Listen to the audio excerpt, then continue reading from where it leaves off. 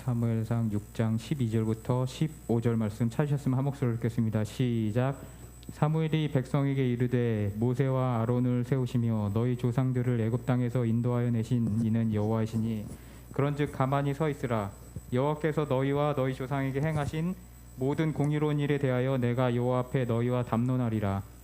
야곱이 애굽에 들어간 후 너희 조상이 여호와께 부르짖어 여호와께서 모세와 아론을 보내사 그 두 사람으로 너희 조상들을 애굽에서 인도하여 내어 이곳에 살게 하셨으나 그들이 그들의 하나님 여호와를 잊은지라. 여호와께서 그들을 하솔 군사령관 시스라의 손과 블레셋 사람의 손과 모압 왕의 손에서 넘기셨더니 그들이 저희를 치매 백성이 여호와께 부르짖어 이르되 우리가 여호와를 버리고 바알들과 아스다롯을 섬김으로 범죄하였나이다. 그러나 이제 우리를 원수들의 손에서 건져내소서. 그리하면 우리가 주를 섬기겠나이다 하매 여호와께서 여룻바알과 베단과 입다와 나 사무엘을 보내사 너희를 너희 사방 원수의 손에서 건져내사 너희에게 안전하게 살게 하셨거늘 너희가 암몬 자손의 왕 나하스가 너희를 치러 om을 보고 너희의 하나님 여호와께서 너희의 왕이 되심에도 불구하고 너희가 내게 이르기를 아니라 우리를 다스릴 왕이 있어야 하겠다 하였도다. 이제 너희가 구한 왕 너희가 택한 왕을 보라. 여호와께서 너희를 위하여 왕을 세우셨느니라. 너희가 만일 여호와를 경외하며 그를 섬기며 그의 목소리를 듣고 여호와의 명령을 거역하지 아니하며 또 너희와 너희를 다스리는 왕이 너희 하나님 여호와를 따르면 좋겠지만은 너희가 만일 여호와의 목소리를 듣지 아니하고 여호와의 명령을 거역하면 여호와의 손이 너희의 조상들을 치신 것 같이 너희들을 치실 것이라. 아멘. 다시 한번 기도하시겠습니다. 사랑과 은혜가 많으신 하나님 아버지, 말씀으로 저희들 불러주신 것 감사드립니다. 오늘 사무엘상 12장 6절부터 15절 말씀으로 통하여서 여호와의 명령을 거역하면 여호와의 손이 너희 열조를 치신 것 같이 너희를 치실 것이라는 제목으로 말씀을 나누려고 합니다.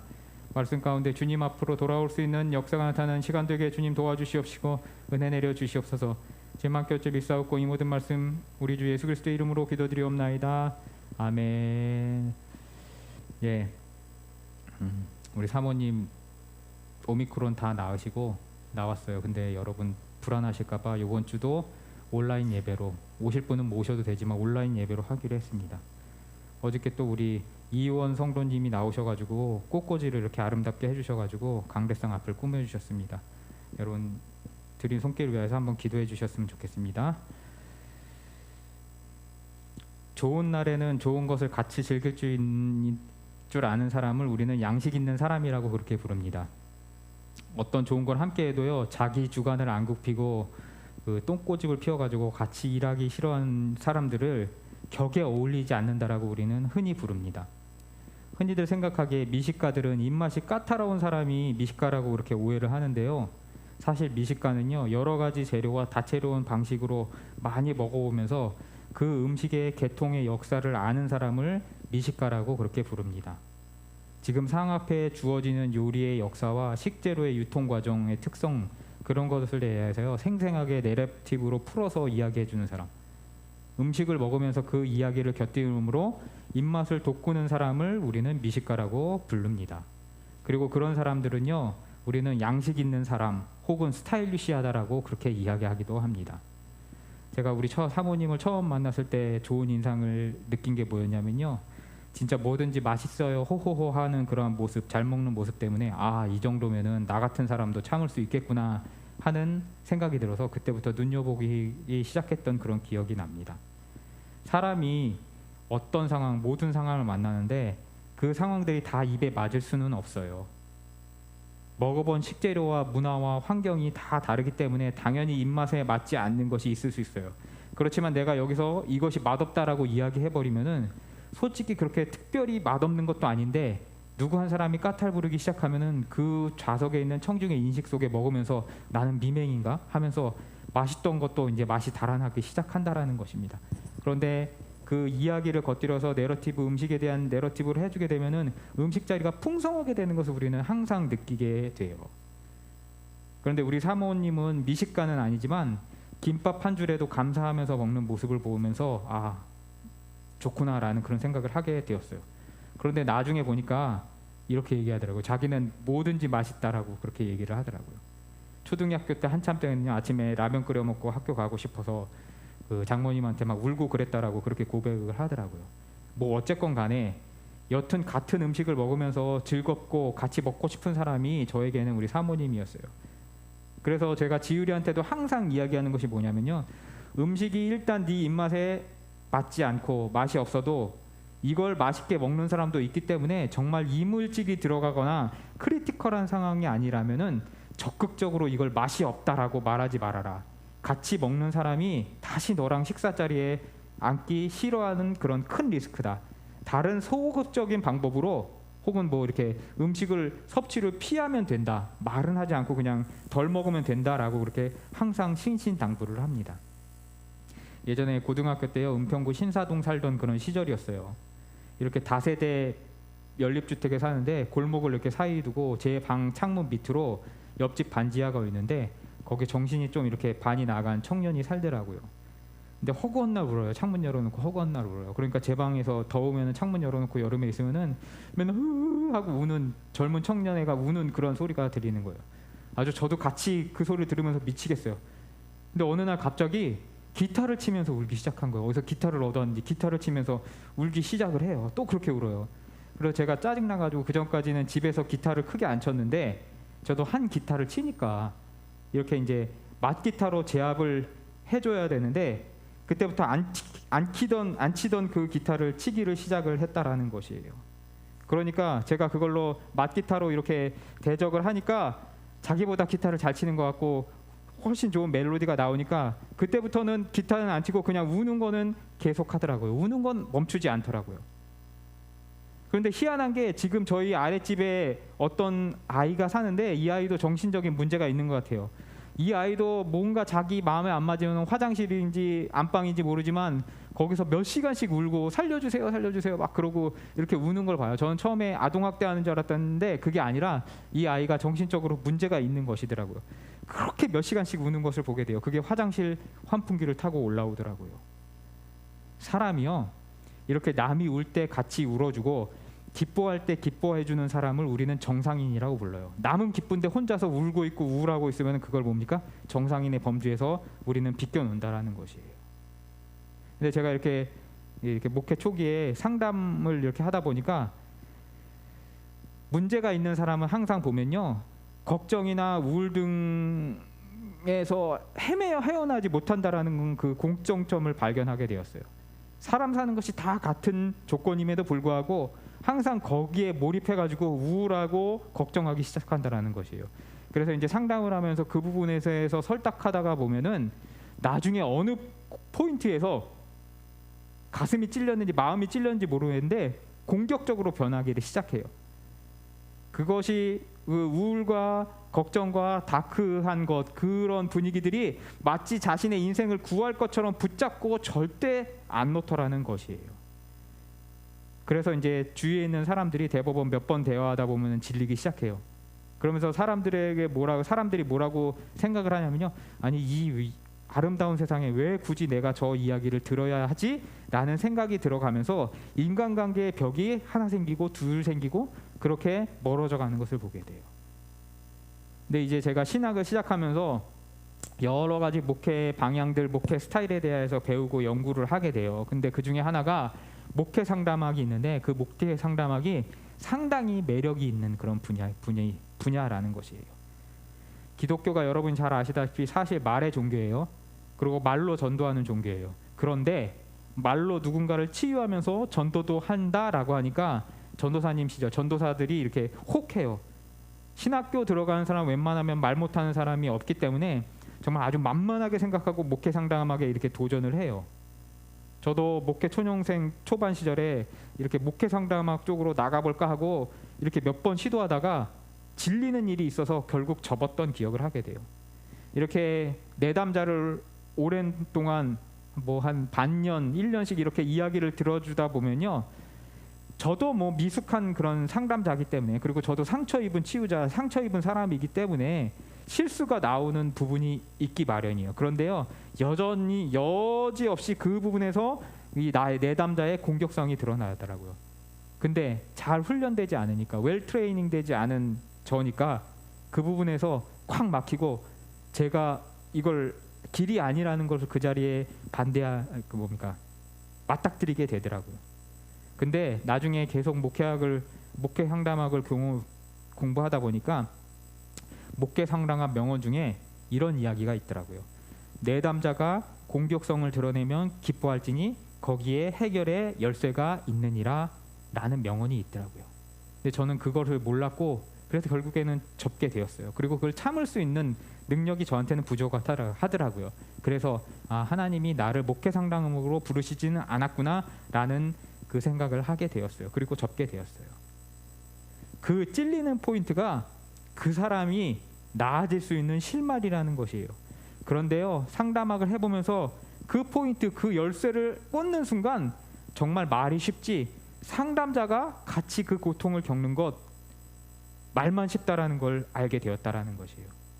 한 번은 상담을 하다가 그 내담자의 그 포인트를 제가 잘못 찔렀는데 정말 2주 동안 몇천 통의 문자 공격과 전화 공격, 정말 일이 안 되게 5분마다 10분마다 전화를 해가지고 저에게 악담을 퍼붓는 그러한 일을 당했어요. 그래가지고 그분 부모님이랑 뭐 고소고발 얘기도 오가고 그랬는데 결국에는 잘 좋게 해결됐는데 그때 아주 제가 학을 띄워버렸던 일을 경험하게 되었어요.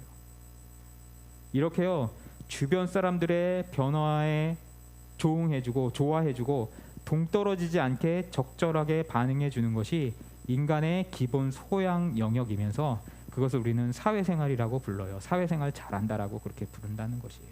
별것이 없다라는 것이에요. 오늘 본문은 사울의 고별사입니다. 백성들이 원하는 대로 사울을 세웠고요. 사울은 하나님의 성령으로 말미암아 길르앗 야베스에 쳐들어왔던 암몬 왕 나하스를 몰아내면서 그 직임의 시작을 알리게 됩니다. 그런데 그 일이 있은 이후에 사울을 왕으로 공식적으로 생기고 난 이후에 사울의 고별사는 한마디로 양식 없음이었어요. 오늘 제목 그대로 너희가 만일 여호와를 거역하면 여호와께서 치시리라라고 그렇게 요약되어 있는 내용을 보게 된다라는 것이에요. 좋은 날 좋은 시간 승리의 시간에 쓴소리를 고별사에 늘어놓고 있다라는 것이에요. 이것이 분명히 이스라엘을 향한 애정에서 나온 것이라고 해도 분명히 많은 사람들이 듣기 싫은 소리이면 틀림없어요. 처세를 위하여서는 이를 악물고 참아야 되는 이야기예요. 말을 해도 이쁜 소리를 해야 되는데 이거 안 돼, 이거 거지 같아 라고 직설적으로 이야기하는 사람을 좋아할 일은 없다라는 것이에요. 더군다나 이제 이 늙은 선지자 노구의 몸을 끌고 이 자리에 선 늙은 사무엘은요, 모든 일을 마쳤고 모든 일을 사울에게 양위해 줬어요. 이제는 퇴직금도 생각해야 될 거고요. 어쩌면요, 노령연금 등등 앞으로 살아나갈 방법이 다른 사람, 이스라엘의 청중교결에게 달려 있음에도 불구하고 오늘 사무엘은 좋은 게 좋은 것이다 라고 행동하지 않는다라는 것을 보게 돼요. 꼰대같이 보이죠. 왜 그런 생각 없는 듯한 고별 설교를 하는 것일까요? 늙어서 노망이 난 것일까요? 20년 전쯤이었어요. 기독교 출판계를 휩쓸던 조엘 오스틴을 여러분 기억하실 것이에요. 긍정의 힘, 잘 되는 나, 뭐뭐하는 몇 가지 방법, 그런 시리즈로 폭발적인 인기를 끌었던 미국의 제일 큰 교회 레이크우드 처치의 목회자입니다. 그런데 그 책을 사서 보자마자 많은 목회자들, 특별히 우리 개혁주의 측에 있는 목사님들이 이건 잘못된다라는 것을 보게 되었어요. 왜냐하면 그 책을 읽어보면은 예수 그리스도와 복음과 그 보혈이 나타나는 것이 아니라 긍정의 힘, 긍정의 종교, 긍정교일 뿐이라는 것을 보면서 이 책은 신자들에게 읽히면 안 되겠구나라는 그런 판단이 나게 됐다라는 것이에요. 긍정하고 사랑과 사람들의 자존감을 북돋아주지만 그 안에는 그리스도가 없는 허망한 것, 복음이 없는 허망이라는 것을 깨닫는 것이 어렵지 않았다라는 것이에요. 이미 그 시절에 고든 코넬 신학교의 강해 설교학의 대가이신 헤돈 로빈슨 교수님이 어떤 교수님에게 이런 질문을 받았대요. 조엘 오스틴 신학은 어떻습니까? 라고 그렇게 질문을 받자 이 헤돈 로빈슨 교수님이 그렇게 얘기했대요. He is a heresy. 그는 이단이야 라고 그렇게 딱 잘라서 말했다라고 이야기해요. 요즘 들어서 미국 내 교계에서도 조엘 오스틴의 책에 빗대어서 How to get rich by lying to Christian. 기독교인을 속여서 부자 되는 법이라고 그렇게 그 책 제목을 빚고서 평가가 난 상황이에요. 강당에서 좋고 번지르르한 말을 하면은 돈이 되는 것은 지금 시대나 사무엘 시대나 변함없어요. 북돋아 주는 것만으로 돈이 되는 시대, 그때나 지금이나 똑같다라는 것이에요. 그런데 왜 이 사무엘은 이런 양식 없는 행동을 하는 것일까요? 사람들에게 밥맛이 떨어지게 행동을 하는 것일까요? 이스라엘의 못난 짓에 대한 두려운 마음 때문이었어요. 자기 부영과 자기 자녀들이 패망으로 가는 것에 대한 두려운 마음 때문에 그 열심히 그를 사로잡았다라는 것이에요. 그러나 하나님께서 선지자로 세우셨고요, 한 번도 그 사역에 대한 저버림이었고 순종함으로 나아갔다라는 것을 우리는 알고 있어요. 법계 빼앗기는 그 사건에서도 이스라엘이 껄끄럽게 할 만한 그런 행동들을 거침없이 했는지 법계 사건 때도 그는 소외됐지만 나중에 패전투수처럼 끌려 나와가지고 패전 처리하고 들어갔다는 것을 여러분 기억하실 것이에요.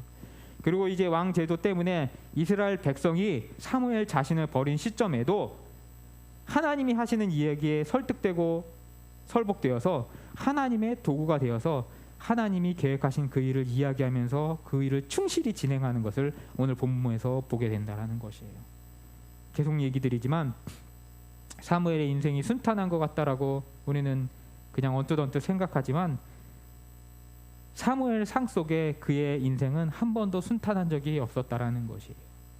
그렇지만 그럼에도 불구하고 이스라엘의 못난 짓에 대해서 경고하라고 하나님으로부터 이야기를 들었기 때문에 그는 그것을 마음속에 불타는 심정으로 이야기할 수밖에 없었다라는 것이에요. 이렇게 목회를 시작하면요, 분명히 하나님이 하시라고 청중을 향하여서 하시라고 하는 말씀이 있어요. 목에 칼이 들어와도 해야 되는 말들이 있다라는 것이에요. 그것을 하면은 뭐 전도사나 강도사나 부목사 시절 때는 분명히 담임 목사님한테 미움 받을 거고 쫓겨날 것을 알면도 불구하고, 그리고 성도들 대부분도 싫어할 것을 알면서도 해야 되는 때가 있다라는 것이에요. 그러면요, 그런 일들을 만나게 되면 그날 밤에 항상 하는 기도, 그 시간에 항상 하는 기도는 하나님 왜 저한테 이런 걸 시키십니까? 라고 수도 없이 기도하면서 지나가요. 그런데 결국에는요, 여호와를 향한 불타는 특심, 그것이 꺼지지 않아서 결국에는 말해야 될 수밖에 없는 것을 항상 경험하게 되더라는 것이에요. 근데 이게 저만 그런 것이 아니더라고요. 얼마 전에 어떤 목사님이랑 목회 한 20년 이상 하신 목사님이랑 개척 목회 20년 이상 하던 어떤 목사님이 얘기하는데 이렇게 얘기하시더라고요. 내가 정말 목회 인생에서 한 번만 일어나야지 두 번이 일어나면 안 되는 일인데 강단에서 성도 한 번 내쫓아 봤다. 그거 정말 목회자가 못할 짓인데 그래도 해야 되는 일이라서 했다라고 그렇게 고백하시는 내용을 보더라고요. 겉면도 안 통하고 그렇다고 나아질 기미는 없는데 교회 질서를 어지럽히니까 결국에는 기도하고 포모보다가 그렇게 할 수밖에 없었다라고 고백을 하시더라고요. 근데 저도 전도사 때 장로 한번 쫓아본 적이 있어요. 담임 목사님 너무 괴롭히는데 별일이 아니었어요. 근데 하나님이 자꾸 네가 잡아야 된다라고 그런 마음을 주시더라고요. 하나님한테 제가 뭐라고 기도하냐, 하나님 저 신대원도 못 간 전도사인데 제가 무슨 권위가 있어서 이걸 제가 합니까? 이거 되겠습니까? 이거 안 됩니다 하고 안 한다라고 그렇게 기도를 하는데 계속 하라고 마음속에 불이 꺼지지 않게 하시는 것이에요. 안 하고는 못 빼기게 마음속에 불이 타는 거예요. 괴롭히시더라고요. 그렇게 그거 한다고 저한테 이득도 없는 일이고 어차피 공격받고 골치만 아파지는 상황인데도 마음속에 꺼지지 않는 그 불 때문에 그래서 어쩔 수 없이 순종하는 마음으로 제가 총대를 메고 작심하고 후드러 깠어요. 그런데 설교 한 방에 나가 떨어지더라고요. 그 다음 주부터 그 교회 안 나오더라고요. 할렐루야. 목사가 성도 내쫓는 것 할렐루야. 모르겠어요. 그렇지만 그럼에도 불구하고 하나님이 시키시는 일이기 때문에 해야 될 수밖에 없다라는 것이에요. 우리의 선지자들, 우리의 조상들 선지자들은요, 하나님이 하는 일 때문에 안 하려고 마음속에 하는데 심중에 불이 타서 그 말을 하고 돌에 쳐 죽임 당하고 토백 칼림 당하고 그런 일들을 당했다라는 것이에요. 정말 그 양반 찍소리 못하고 그 다음 주부터 교회에 사라지시더라고요.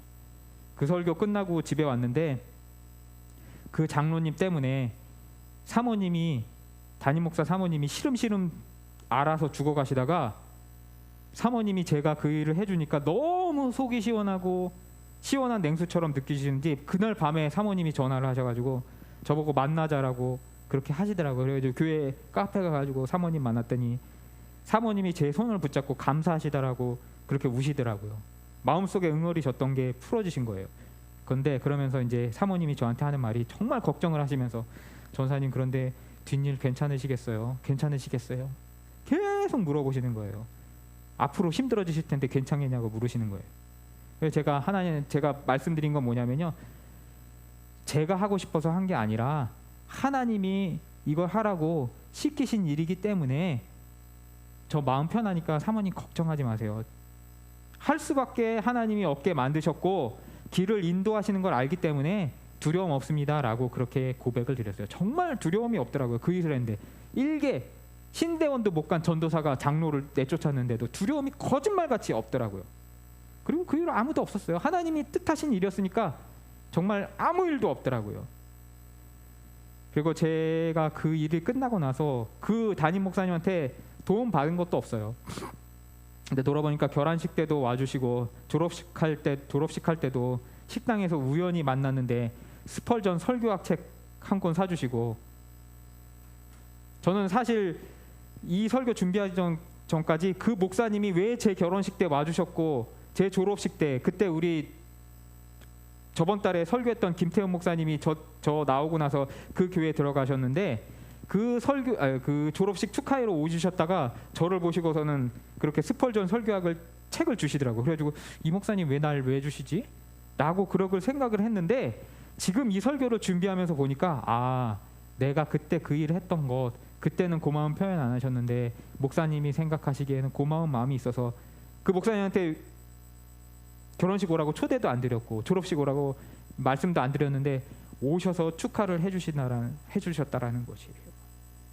그때는 내보낼 때는 언제고 왜 자꾸 찾아오시고 자꾸 책 주시지? 라고 그렇게 생각했는데 오늘 설교를 준비하면서 보니까 제가 정말 인간의 눈으로는 미친 짓인데 그 일을 했고 그게 그렇게 고마우시니까 볼 때마다 표현을 해주셨던 것이더라고요. 저는 뭐 계속 얘기 드리지만 그 일을 하고 나서 그 양반 밑에서 알랑거리고 무슨 수계자 되고 그런 거 꿈도 꾸지 않았고 그거 싫었어요. 그것 때문에 엄청 예전에 교회에서 고난을 받았으니까요. 그 해에 그 일 끝나고 나왔어요. 물론 그때를 돌아보면 그때 참았어야 했나?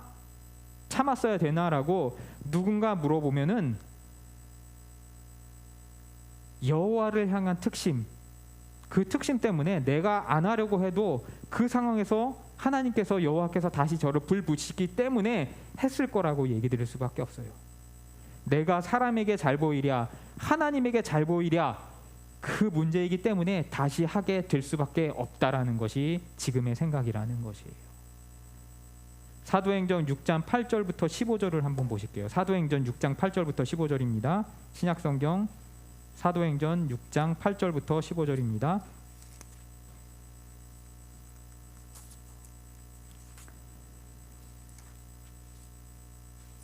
사도행전 6장 8절부터 15절 찾으셨으면 다 함께 읽겠습니다. 시작. 스데반이 은혜와 권능이 충만하여 큰 기사와 표적을 민간에 행하니 이른바 자유민들 즉 구레네인 알렉산드리아인 길리기아와 아시아에서 온 사람들의 회당에서 어떤 자들이 일어나 스데반과 더불어 논쟁할세 스데반이 지혜와 성령으로 말함을 그들이 능히 당하지 못하여 사람들을 매수하여 말을 하게 하되 이 사람이 모세와 하나님을 모독하는 말을 하는 것을 우리가 들었노라 하게 하고 백성과 장로와 서기관들을 충동시켜 와서 잡아가지고 공회에 이르러 거짓 증인들을 세우니 이르되 이 사람이 이 거룩한 곳과 율법을 거슬려 말하기를 마지 아니하는도다. 그의 말에 이 나사렛 예수가 이곳을 헐고 또 모세가 우리에게 전하여 준 규례를 고치겠다 함을 우리가 들었노라 하거늘 공회 중에 앉은 사람들이 다 스데반을 주목하여 보니 그 얼굴이 천사의 얼굴과 같더라. 아멘. 오늘 사도행전 6장 8절부터 15절은요, 초대교회에서 7집사를 택하고 그들에게 일을 맡겼는데 그 중에 한 사람 스데반 집사가 순교하는 장면입니다. 이후 7장 1절부터 사내들인 공회에 잡혀서 신문을 받게 돼요. 그 가운데서 자신을 변론하는데 그 변론문이 7장 1절부터 60절까지 이루어지는 장광설로 이어지는 것을 보게 돼요. 근데 여러분, 이 설교를 나중에 읽어보시면 7장 1절부터 60절까지 장광설을 읽어보시면요, 사무엘이 했던 설교랑 똑같은 구조를 갖고 있어요. 사무엘은 짧게 메시지만 요약되어 있는 것이고요, 스데반은 변론문으로서 길게 늘어져 있다라는 것이에요.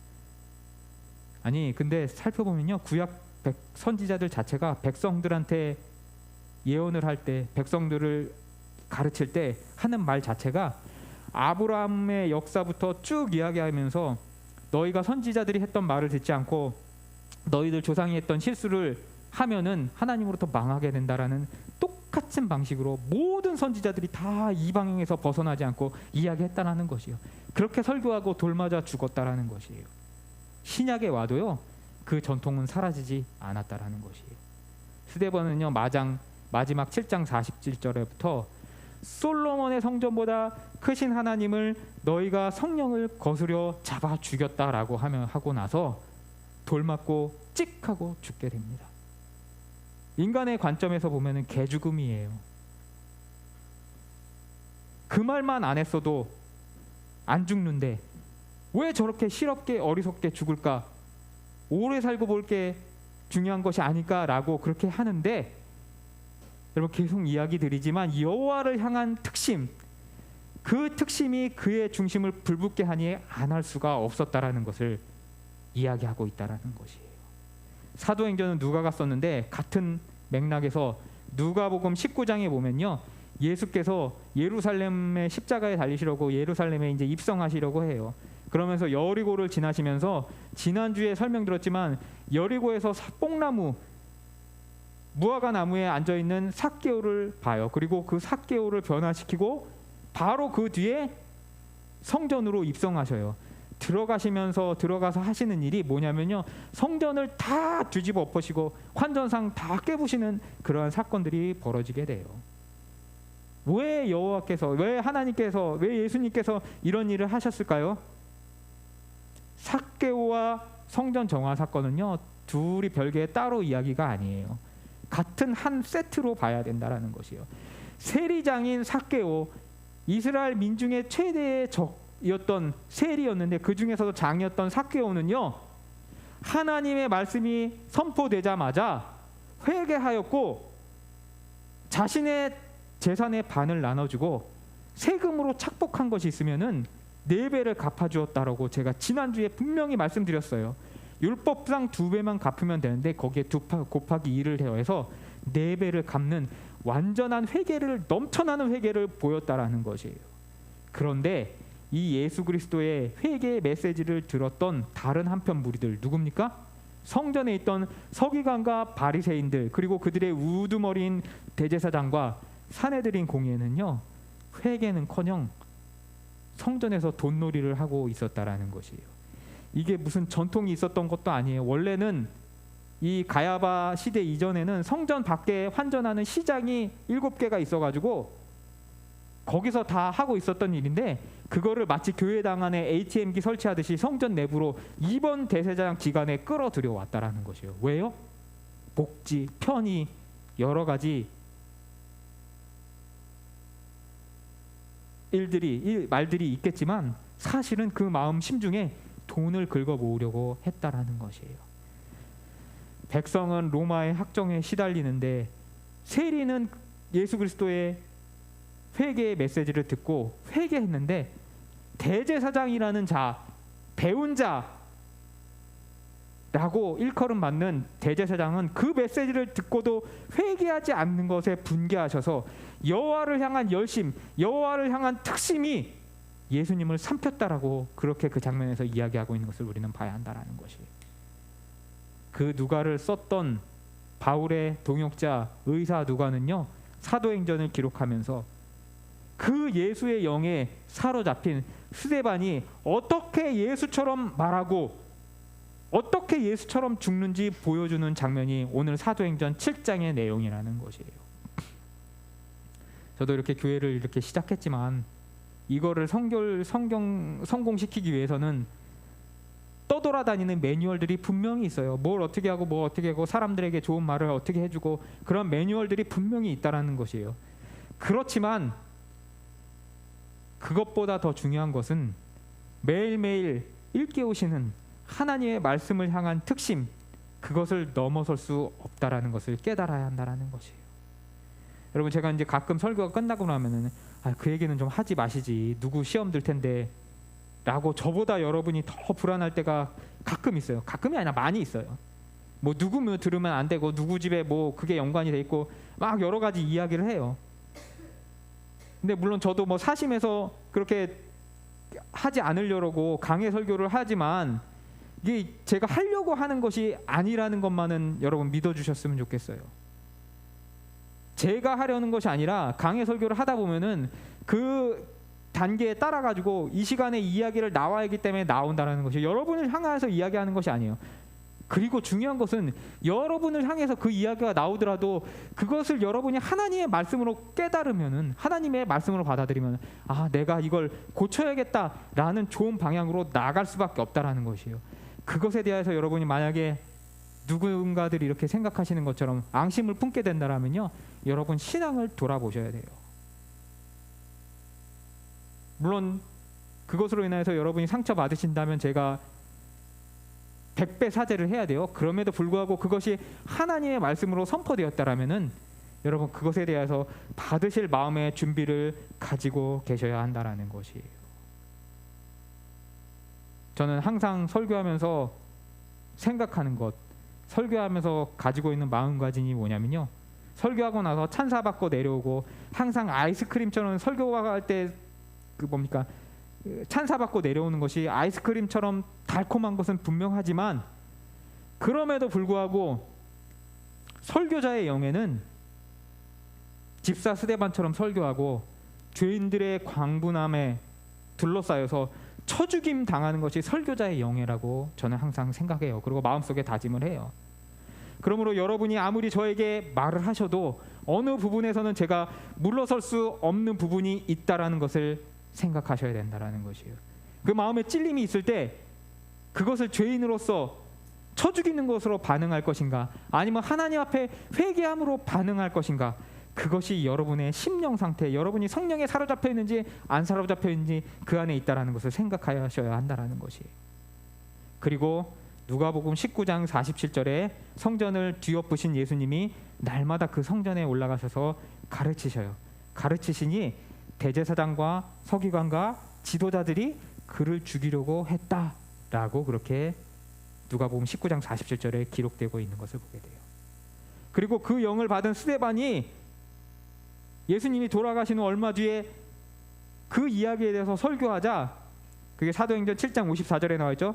그들이 이 말을 듣고 마음에 찔려 그를 향해 이를 갈거늘 이라고 이야기 나온 것처럼 저도 죄인들을 향해서 하나님의 특심을 받고 이 자리에 선 사람으로서 조금 더 굽힐 수 없다라는 것에 대해서 여러분이 생각을 하셔야 된다라는 것이에요.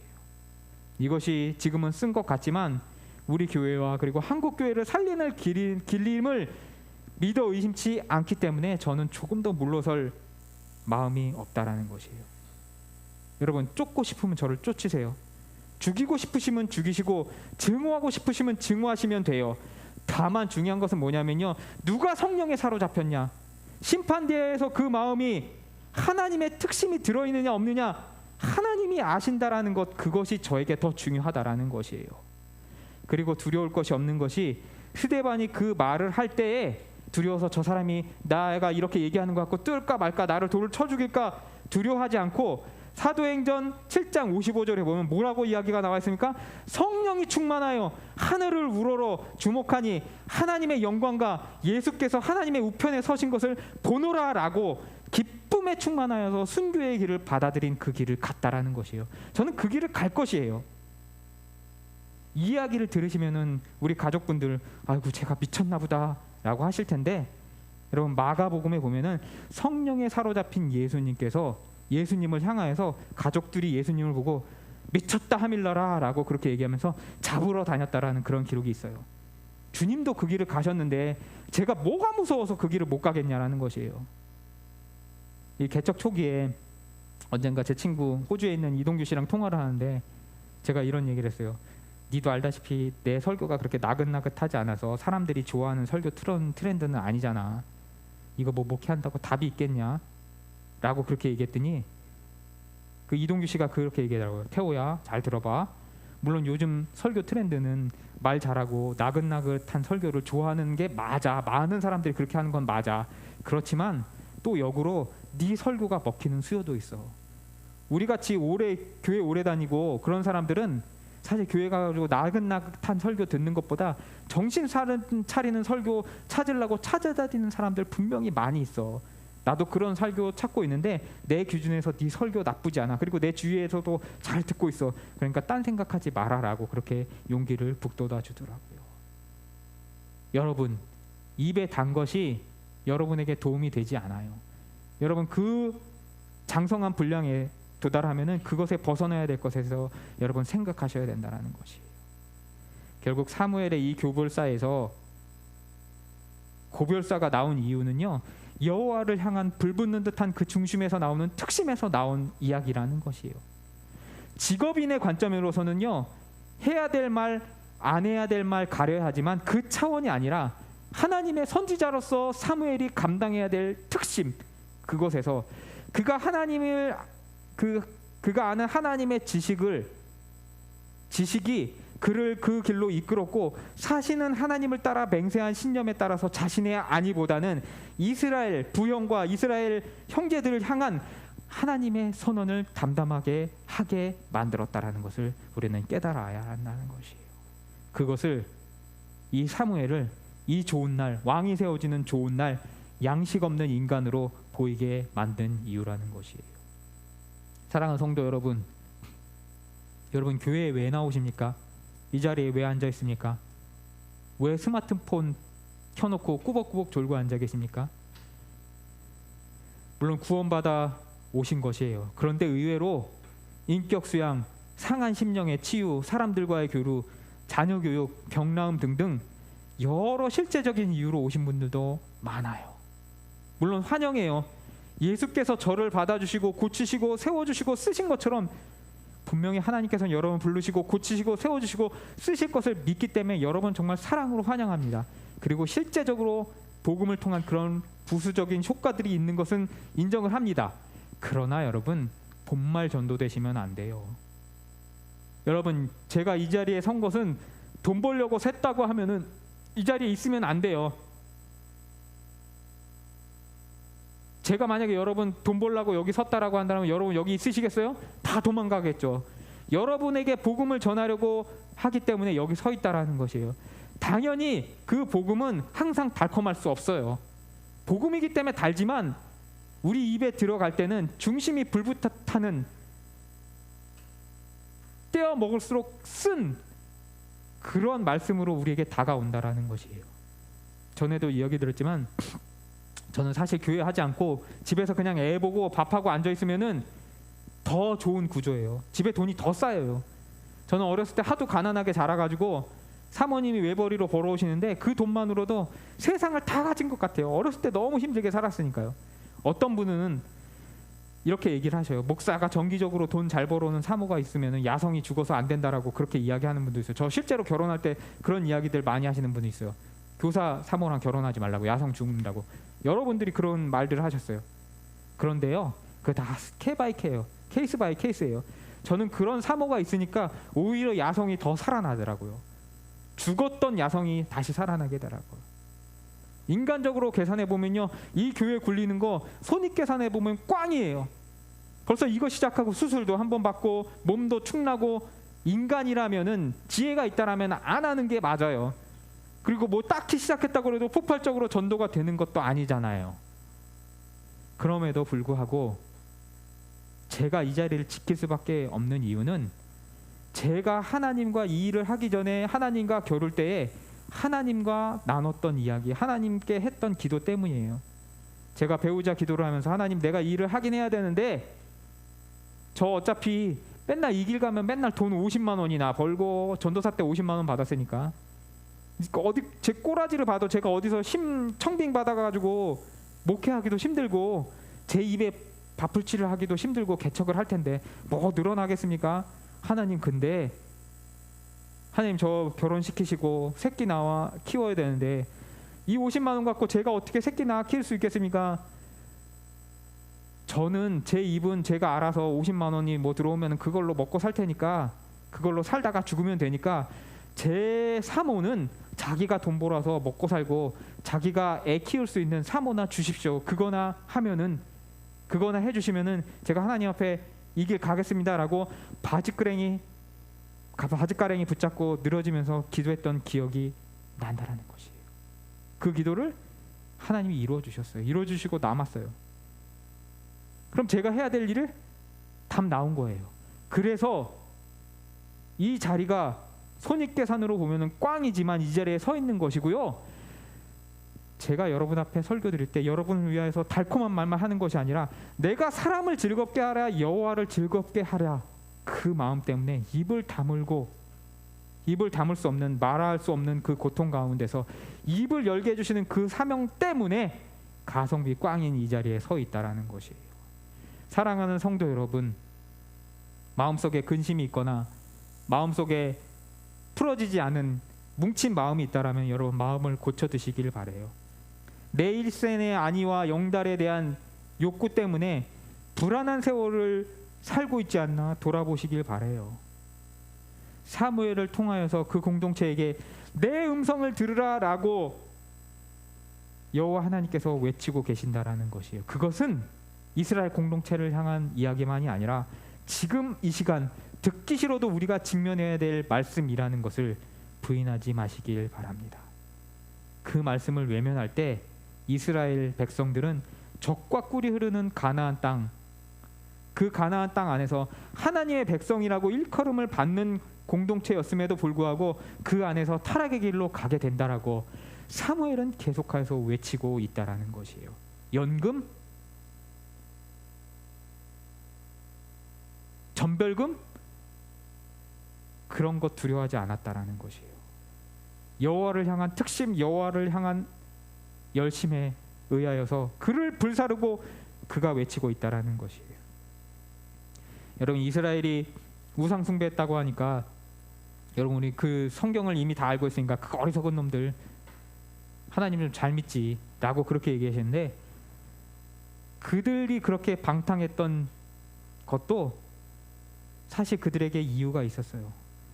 목축과 유목을 벗어나서 농경사회로 진입하고 공동체의 미래 먹거리를 위해서는 안 보이는 하나님보다는 눈에 보이는 수메르 문명의 달력, 원력과 그 문화에 동화되는 것이 손익계산을 뽑아보니까 바로 나왔다라는 것이에요.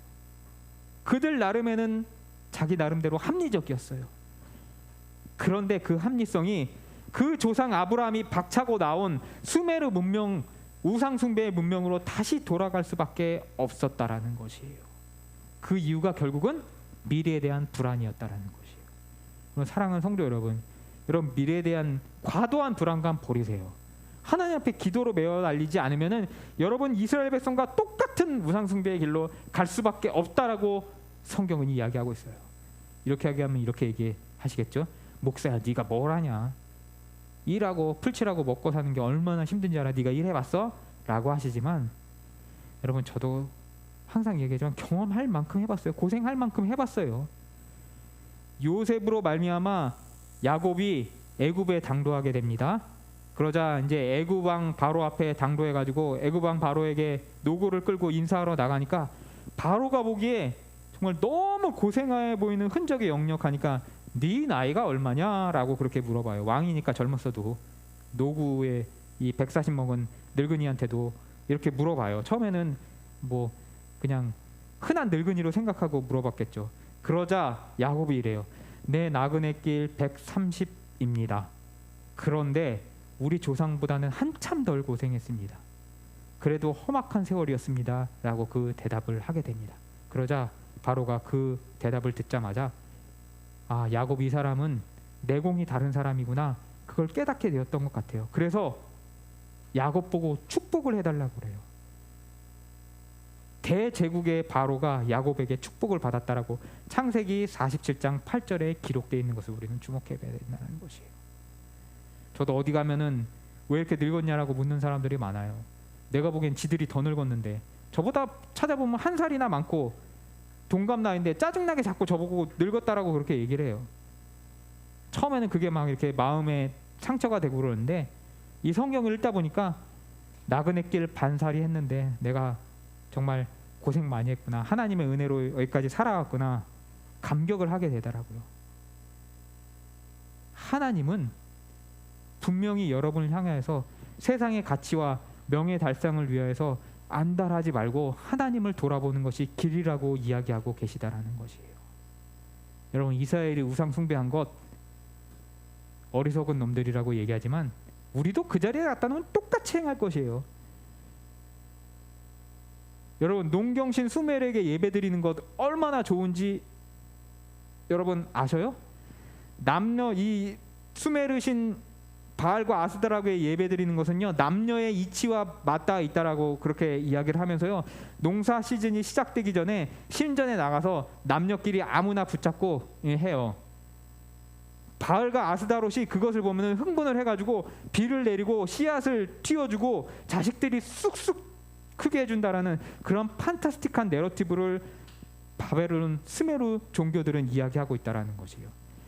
지금처럼 달력이 있는 시대도 아니고 스마트폰에 시심을 하고 이렇게 알려주는 시대도 아니고, 그런 시대에 달력도 없는 시대에 예배 모이라고 하면 그 예배 모여가지고 가가지고 모여서 홀딱 벗고 즐기고 나오면은 밭에다 바로 파종하면은 알아서 싹이 쑥쑥 잘 올라오네요. 그리고 때가 되면 또 모이라고 하면 모여가지고 가가지고 또 난잡하게 그러고 나오면은 씨앗 솎아줄 때 나오고 솎아주면은 또 잘 자라고, 그런 체계가 있으니까 이스라엘 백성이 그 유혹을 어떻게 피할 수 있겠어요. 여러분, 직장 산사 무서워가지고 술잔도 거부 못하면서 여러분 이스라엘 욕할 필요 하나도 없다라는 것이에요. 지난 사무엘상 12강에서 메트로폴리스의 저자 벤 윌슨은 그의 책에서 이렇게 얘기했다라는 걸 여러분 기억하실 거예요. 인간의 욕망을 부추기지 않는 도시는 무용지물이다 라고 이야기하면서 고대 바벨론은 경매를 이용한 결혼시장, 여성들의 몸을 파는 합법적인 매춘 시장도 있었다 라고 얘기했던 거 기억하실 거예요. 숨어서 이런 일들을 하던 유대인들에게 공식적으로 그런 일들이 통용된다라는 것, 그런 왕국이 북왕국, 이스라엘의 북왕국이 있다라는 것, 그거 얼마나 욕망을 자극하는 신세계 문명이었을 것이냐라는 것이에요. 결국 그때나 지금이나 우상 숭배는 욕망이냐, 욕망에 따른 불안이냐, 아니면 하나님 앞에 안착하는 것이냐, 그 문제 앞에 서게 만든다라는 것을 우리는 기억해야 한다라는 것이에요. 오늘 성경 마지막 14절부터 15절을 읽고 마치겠습니다. 사도행전 12장 7절부터 12장 14절부터 15절입니다. 사무엘상 12장 14절부터 15절입니다. 읽겠습니다. 시작. 너희가 만일 여호와를 경외하여 그를 섬기며 그의 목소리를 듣고 여호와의 명령을 거역하지 아니하며 또 너희와 너희를 다스리는 왕이 너희의 하나님 여호와를 따르면 좋겠지만은, 너희가 만일 여호와의 목소리를 듣지 아니하고 여호와의 명령을 거역하면 여호와의 손이 너희 조상들을 치신 것 같이 너희를 치실 것이니라. 아멘. 세상에 양식 있는 스타일리시한 트렌드한 그 길에 신경 쓰고 그것에 뒤처지는 것에만 불안해하고 하나님과의 교제 자리, 하나님과 말씀의 자리를 등한히 하다가 여호와의 명령을 거역하고 너희 열조처럼 망할 것이냐? 아니면 하나님을 너희 중심의 왕으로 섬기고 그의 인도하심을 따를 것이냐? 들을 귀 있는 자는 들으라라고 지금 사무엘상 13장의 사무엘은 이야기하고 있다라는 것이에요.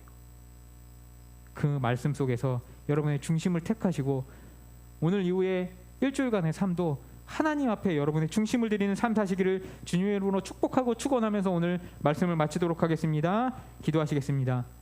사랑과 은혜가 많으신 하나님 아버지, 거룩한 주일 맞이하여서 저희들 이 자리에 불러주신 것 감사드립니다.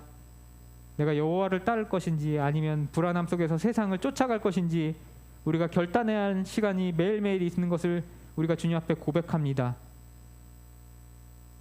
우리가 주님 앞에, 주님의 말씀 앞에 민감하지 않다라면은 세상의 길을 따라갈 수밖에 없는 불안한 인생임을 우리가 고백하오니 주님 우리를 붙잡아 주시옵시고 하나님 우리 안에 영적인 임재로 나타나셔서 우리를 이끌어 주시옵시고 일깨워 주시옵소서. 그래서 하나님 앞으로 나가는 삶을 살 수 있는 우리 거한석교회 성도들 될 수 있게 주님 인도하여 주시옵시고 이끌어 주시옵소서. 지금 우리 주 예수 그리스도의 은혜와 하나님 아버지의 만극하신 사랑과 성령님의 감화 감동 인도 교통하심의 역사가 마음속에 불일 듯 중심을 불태우는 그 여호와의 특심을 태우며 하나님 앞으로 나가기 고백하는 다짐하는 우리 백성들 머리 위에 지금으로부터 영원토록 함께 있을지어다. 아멘.